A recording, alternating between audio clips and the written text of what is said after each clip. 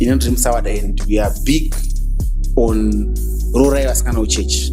Ini ndokondonakirwa nemusikana weFM takatoda kutomutora kutomuta mukadzi tikatogarisana kutodarika musawada kumusawada, because marriage vantu marelationships haanenyasoreri haana formula kamitoka kuti zvinhu zviitike sandizvo. To give you an example yekuzayoja. Welcome to yet another episode of the Layman's Lounge, where we will be talking about complicated issues, but in layman terms. Today I want to talk about relationships and religion. I'm not an authority in this subject, that's why Taiwan's Panapa or the Layman's Lounge. So the Bible note, do not be unequally yoked with unbelievers. My church, particularly in SDA, and we are highly discouraged to marry outside the church.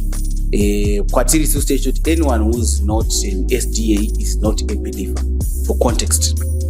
So techiti kuti zvekufambira kuti marriage yako ikufambira zvakanaka rora musawata, kuti marriage yako ikufambira zvakanaka uri kuFM rora kuFM, kana uri kuzayoja rora kuzayoja, so that my beliefs enyu amute ma conflicts panyaya dzema belief. It's true, yes. For example, inini andidyi nguruve, andimwe doro, andipute fodya.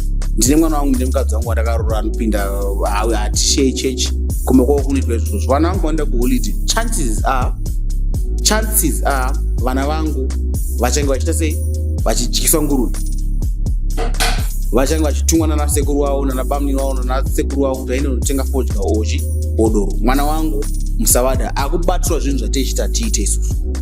In that regard, it makes sense to never marry outside your church. Ndizvozvo shore nevati rorana iwe matongo.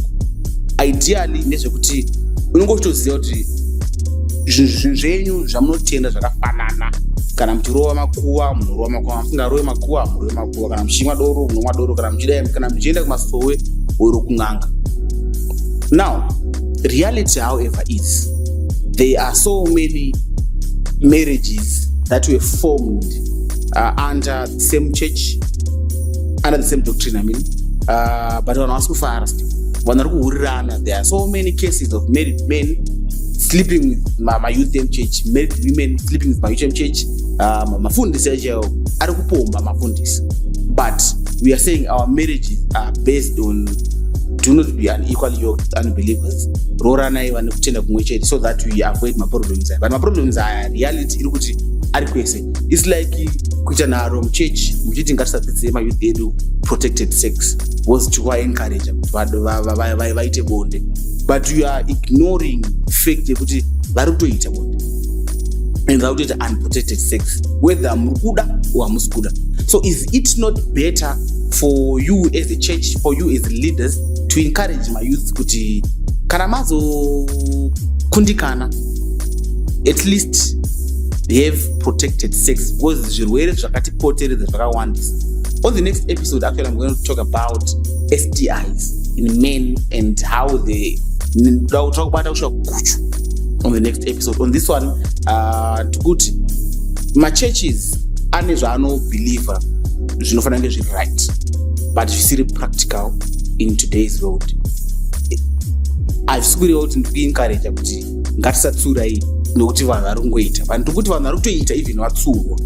Rather, let's err on the side of caution. Kana vakufunga kuvatana ngavachishandisa protection. Kana mafunga kuroorana, chitsvaga munhu wako iwe musavada, waona munhu wako weFM, svikai panhu pamunonzwanana, svikai pamunonzwanana tovhatai kumarriage. Makuda kuzoroorana paipai, anofanira kusiya chechi ndiani? Ideally murume haamve akasiya chechi yake. Musikana ndiani anoita sei? Musikana ndiani anouya kuchechi kwemurume kazhinji kacho. But kuuya kuchechi kwemurume manje kwakashatira chinhu ichi. Mulife usachinjise munhu zvaari. Munhu ngaachinje nekuti ari kuda kuchinja, not nekuti iwewe wacreate environment inomuforsa kuchinja. Anogona kusiya chechi yavo uya kwenyu, but chigumbu chaanenge ainacho hauchikwanise. Ane kwaanoenda WestJet, ari kuchechi kwenyu kwako anogona kusvika akakukanganisira. Together kuti hazvina formula yekudaro. Ideally Bible inotaura kuti dai, but practically hazvisi. in the sense that vanhu takasiyana and how we relate with each other is totally different. And so like to give you an example, yekuzayoje. Now if I was asking around about the masofa anoshanda sei. Doctrinal wrote zvinhu iwe kwanele ninda damskana anopinda kune imwe assembly ndogara kuchitungisa kune unit o assembly ndadamsikana kujumba ndino approach my elders I think voita set up ini nemusikana tosanganiswa toita conversation yedu from there andisingazoziva kuti musikana anozobvuma here kuramba, but for me tachitaura chiti paiswa room yekutanga kwausingazvikire ndakatadza kukumisa kuconference kuprogram yemayouth ndikenoona elder unondiisa muteni mawo handizostiki zvokutadza kutaura newe muteni. Zvakakosha izvozvo and zviri important kuti kana relationship ikazikanwa musikangoenda mushoko because munenge mune kangu kakuita kakuzvidzora because zvakuzikanwa, but hazvisi kuitika sekudaro still because moyo ini ndokondonakiwa nemusikana wefm ndakatoda kutomutora kutomuita mukadzi tikatogarisana kutodarika musavata because marriage vanhu and you can build from there. I'm not an authority on marriage. I do not have authority to speak on marriage, but my relation in my first angu machinji, my close friends are not even SDA and they've since respected me kuti evitonzi uyu musavata utengereti nakarova uchechi ndorobvunza nemafesi angu kuti iwe wangoswana kuchechi here but uchechi kwangu wapangwasha watomutsvake kuti kubuilda achauya maybe akaeduka tokuedza ngotaura kuti my relationships haanenyasoreri haana formula kamitoka kuti zvinhu zviitike sandizvo dzada uchizoona patinozongoroorana kana munhu angochuza kudada zvaada kuita anoenda kwaanoda because ndo senini ndoda munhu ari smart munhu ari smart pakugeza pakufunga nepakunzwisisa ndogona kutomushaya kusavata kuti ndobva ndamuona kuroma nemubvudza fm warapa kutaura chinhu vachotasike vebudebudu ukoko but hazvina formula ngatiregedzei kunyanyoomeserana titereke.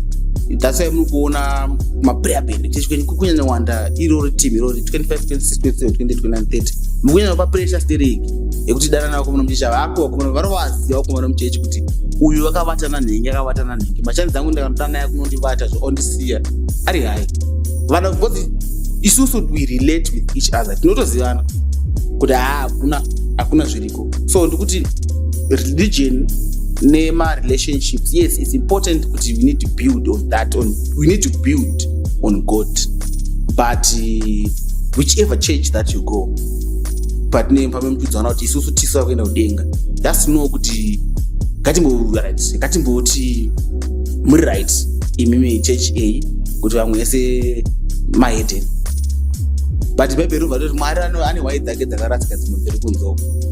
Let's not condemn people based on our tingati preferences zedu handizvo mwari ashanda achitombodaro.